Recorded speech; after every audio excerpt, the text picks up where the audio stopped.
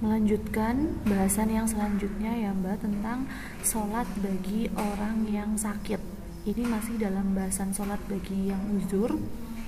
Salah satu yang menyebabkan seseorang itu tidak bisa melaksanakan sholat dengan gerakan yang sempurna ya, itu apabila dia sedang sakit. Jadi bagaimana sholatnya orang yang sakit?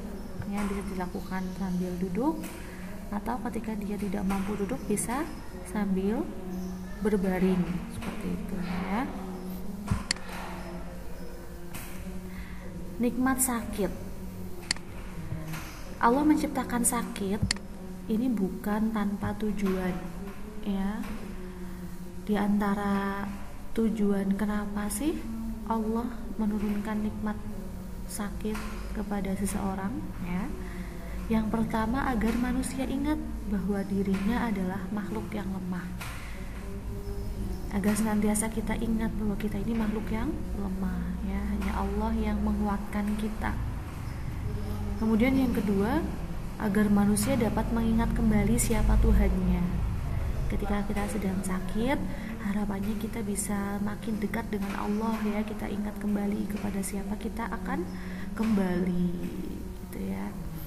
Terus yang ketiga, agar manusia menjadi orang yang sabar dan mengharap pahala dengan penyakit yang menimpanya. Jadi ketika orang yang sedang tertimpa sakit, itu bukan seharusnya dia mengeluh ya, justru malah ketika sakit itu membuat dia sabar, menjadi orang yang sabar, maka sakit itu bisa menjadi penggugur dosa-dosanya yang telah lalu berguguran karena sakit yang ia rasakan. Tentu bukan dengan mengeluh ya, tapi dengan sabar yang menyertai. Perintah untuk tetap sholatnya, dalil sholat bagi yang sakit ada di surat At-Taghabun ayat 16. Fattaqullaha mastata'tum. Bertakwalah kepada Allah sesuai kemampuanmu. Jadi sesuai kemampuan, ketika tadi tidak bisa sholat secara sempurna, maka boleh sambil duduk. Selanjutnya dalam hadis juga Nabi SAW bersabda, sholatlah kamu dengan berdiri, jika tidak mampu dengan duduk, jika tidak mampu lagi bisa dengan berbaring.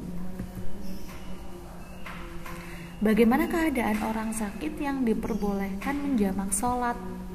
Ya, jadi orang yang sedang sakit itu boleh sholatnya dijamak.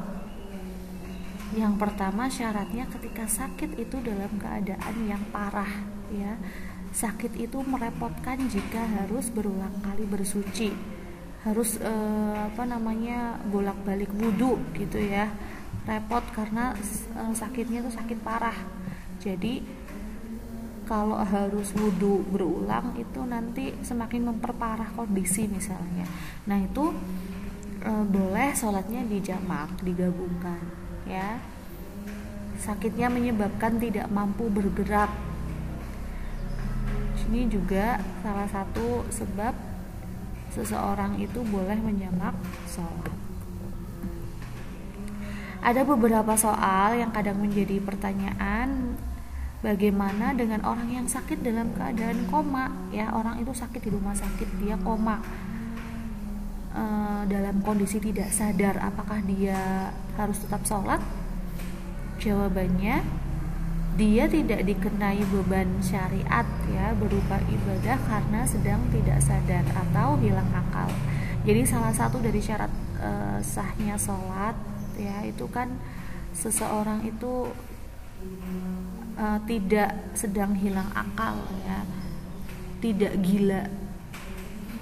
Jadi orang yang sedang koma karena dia dalam posisi tidak sadar, maka tidak diwajibkan untuk sholat, tidak dikenai beban syariat untuk ibadah ya, karena dia dalam kondisi tidak sadar.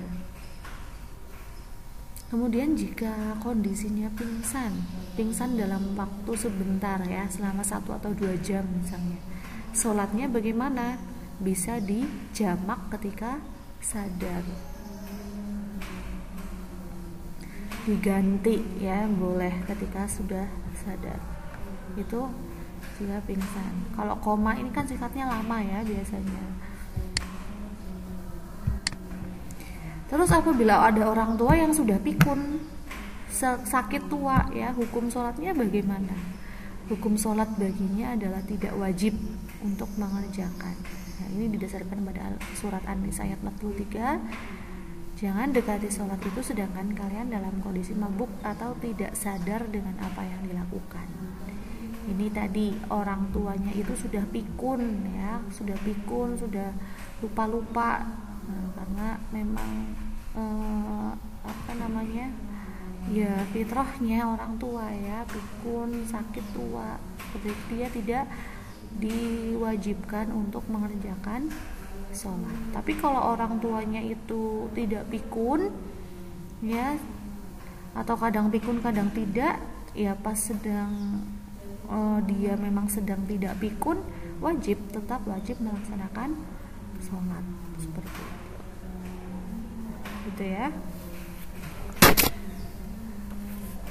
Tambahannya lagi tentang tata cara sholat bagi orang sakit, itu ada di modul halaman 76 dan 77. Sholat dengan posisi duduk ya, saya sudah contohkan tadi di bahasan sebelumnya, sholat di atas kendaraan. Kemudian kalau tidak bisa duduk maka sholat dengan posisi miring ya. Diusahakan miring dengan posisi kepala ke arah utara, kakinya di selatan, kemudian wajahnya menghadap ke arah kiblat. Jadi posisinya miring, badannya miring berbaring ya, maksudnya ketika dia tidak bisa duduk. Nah, pada saat ruku dan sujud itu cukup dengan isyarat menundukkan kepala sebagaimana sholat ketika duduk. Jika tidak mampu menundukkan kepala maka bisa dengan isyarat mata ya, mengedipkan mata. Sholat dengan posisi berbaring. Kalau masih dia tidak kuat untuk sholat dengan posisi miring, boleh sambil berbaring. Posisi kaki ketika berbaring berada di arah kiblat ya, jadi posisi kakinya berada di sebelah barat ya, di arah kiblat. Nah, ruku dan sujudnya cukup dengan isyarat mata kalau sholatnya sambil berbaring. Takbiratul ihramnya dilakukan dengan mengangkat kedua tangan gitu ya, bersedekap seperti biasa. Tapi jika tidak mampu dilakukan maka sholatlah sesuai dengan kemampuannya gitu ya. Apabila sudah nggak bisa sholat sambil berbaring, berarti dia harus disolatkan ya, artinya meninggal sudah. Karena sholat ini wajib, jadi sangat banyak ya aturan apa yang disyariatkan. Karena dia tidak bisa sholat sambil berdiri maka boleh sambil duduk, tidak bisa duduk boleh sambil posisi miring ya, menghadap kiblat. Kalau tidak maka boleh juga sambil berbaring. Sampai sini silakan jika ada yang mau bertanya bisa disampaikan di kolom komentar GCR atau bisa melalui japri langsung ke Ustazah. Silahkan.